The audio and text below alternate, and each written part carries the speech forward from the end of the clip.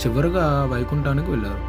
అక్కడ విష్ణువు ఆదిశేషునిపై పడుకొని ఉండగా లక్ష్మీదేవి ఆయన పాదాలు ఒత్తుతుంది. భృగు మహర్షి రాకను విష్ణువు గమనించినట్లుగా నటించారు. కోపగించిన భృగు మహర్షి విష్ణువు తనను గౌరవించలేదనే నెపంతో ఆయన వృక్షస్థలంపై తన కాలితో తన్నాడు. విష్ణువు కోపగించుకోకుండా వెంటనే లేచి భృగు మహర్షి పాదాలు పట్టుకున్నారు. మహర్షి, నా వృక్షస్థలం వజ్రంలో కఠినంగా ఉంటుంది. మీ సుకుమారమైన పాదానికి దెబ్బ తగిలిందా అని అడుగుతూ ఆయన పాదాలను ఒత్తడం ప్రారంభించారు.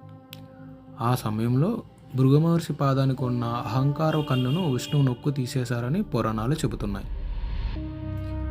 అయితే విష్ణువు వృక్షస్థలం లక్ష్మీదేవి నివసించే స్థలం.